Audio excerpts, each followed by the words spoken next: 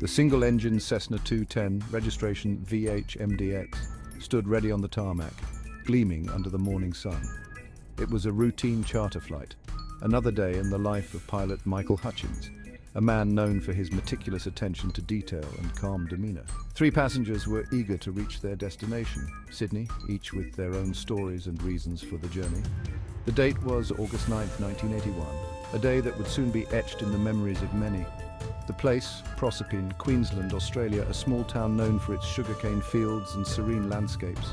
The forecast, initially favourable, held a sinister secret, a hidden threat that no one could foresee. Hutchins, a seasoned pilot with years of experience, completed his pre-flight checks with precision, ensuring every detail was in order. He was familiar with the Cessna 210, a reliable workhorse of the skies, trusted by many pilots for its dependability. The passengers boarded, their anticipation palpable, unaware of the fate that awaited them. The engines roared to life, a familiar symphony of power and promise filling the air with a sense of adventure. Little did they know this routine journey would become an enigma, etched in the annals of aviation mysteries, a story that would be told and retold. As VH-MDX lifted off, it pierced the veil of normalcy, entering a realm of chilling uncertainty where the unexpected awaited. The wheels left the ground, severing the last physical connection to the familiar as the plane ascended into the unknown. The plane climbed, a tiny speck against the vast canvas of the sky, a fragile vessel in the immense expanse. Below, the world shrank, details fading into insignificance. Ahead lay the unknown, a journey into the heart of mystery. This was not just a flight from point A to point B. It was a journey into the heart of a mystery that would captivate and confound for decades to come. The story of VH-MDX would become a haunting chapter in aviation history, a tale of intrigue and unanswered questions that still lingers in the minds of many. The initial leg of the journey unfolded uneventfully. The sky was a pristine blue, the air calm and serene. Hutchins maintained contact with air traffic control, his voice steady, his demeanor professional. The passengers relaxed, lulled by the drone of the engine and the gentle sway of the aircraft. Below, the landscape spread out like a wrinkled green carpet. The sun beat down, warm and reassuring. As the Cessna 210 flew south, however, the weather began to shift. The once clear sky grew dark with ominous clouds. The temperature dropped, a harbinger of the turbulence to come. The wind picked up, buffeting the small plane. The idyllic scene had transformed into a menacing spectacle. Hutchins, ever vigilant, monitored the changing conditions. He knew that the weather in this region could be unpredictable, even treacherous. He had encountered his fair share of storms, but something about this one felt different. It was as if the very air had grown heavy with foreboding. The storm front loomed, a dark wall stretching across the horizon. Lightning flashed, illuminating the churning clouds with an eerie glow. The first rumbles of thunder echoed through the cabin. The passengers, their earlier complacency shattered, exchanged nervous glances. Hutchins faced a critical decision. The weight of responsibility bore down on him as he considered his options. He could attempt to skirt around the storm, but that would mean deviating significantly from his planned route. This detour could add hours to their journey, and fuel was a finite resource. Time was a factor, and his passengers were expected in Sydney. They had important engagements, and delays could have serious repercussions for them. He could also try to climb above the storm, but that carried its own risks. The turbulence at higher altitudes could be even more severe, and the thin air could strain the aircraft's engines. The Cessna 210 had a service ceiling, and exceeding it could have disastrous consequences. Pushing the aircraft beyond its limits was a gamble with potentially fatal outcomes. The alternative, turning back, seemed unpalatable. It was a decision that would haunt him, a choice that felt like surrender. Returning to Proserpine would mean disappointing his passengers and potentially losing valuable time. The repercussions of such a decision could ripple through his career. Hutchins prided himself on his professionalism, his ability to get the job done. He had built a reputation on his reliability and skill. Turning back felt like an admission of defeat.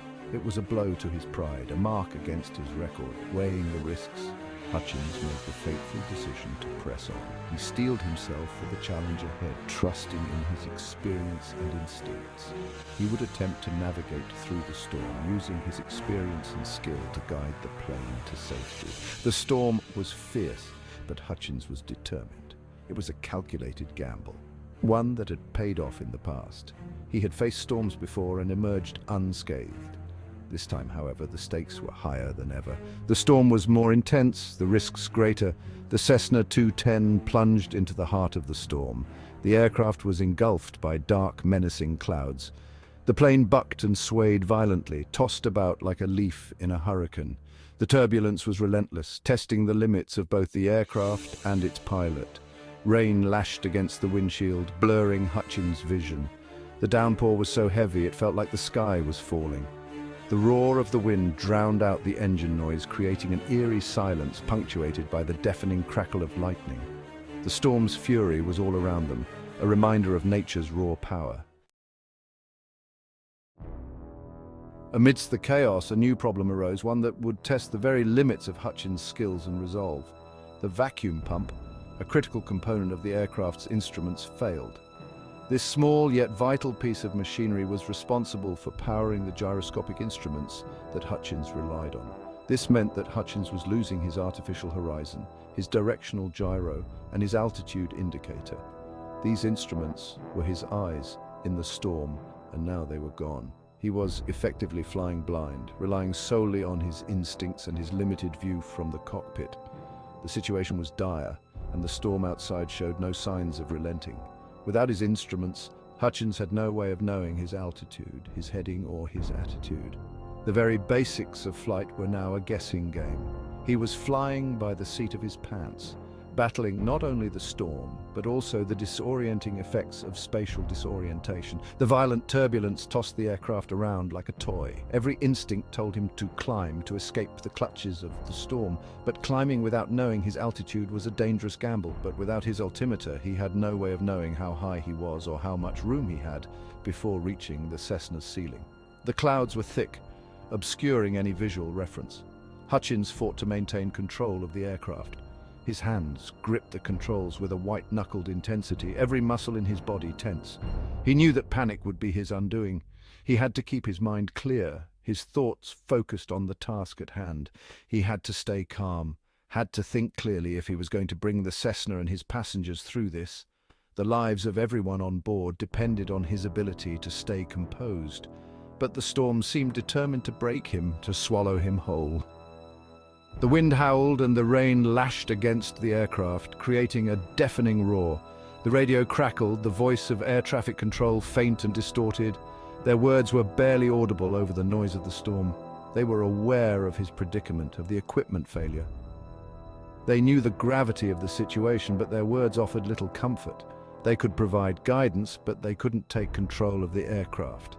They were miles away, helpless to assist him in his desperate struggle for survival. Hutchins was on his own, facing the storm and the silence of his dead vacuum pump. The instrument panel of a Cessna 210, highlighting the critical instruments affected by a vacuum pump failure. And so the frantic search begins. Rescue teams scramble, scouring the vast terrain, hoping to find any trace of the missing Cessna VH-MDX. Time is of the essence, and every second counts. In the search for the missing Cessna VH-MDX, some turn to unconventional means. Psychics claim to have visions, while dreams were analyzed for clues, yet every lead seemed to hit a dead end. The mystery deepened and hope began to wane. Theories began to swirl around the fate of the Cessna. Was it a mechanical failure, pilot error, or something more sinister? Despite numerous speculations, concrete answers remained elusive. The families and friends of those on board clung to the hope of closure, but it remained just out of reach. As days turned into months, the unrelenting grip of uncertainty took its toll. The search efforts dwindled, but the questions persisted. What really happened to the Cessna VH-MDX? The lack of answers left a haunting void, a mystery that refused to be solved.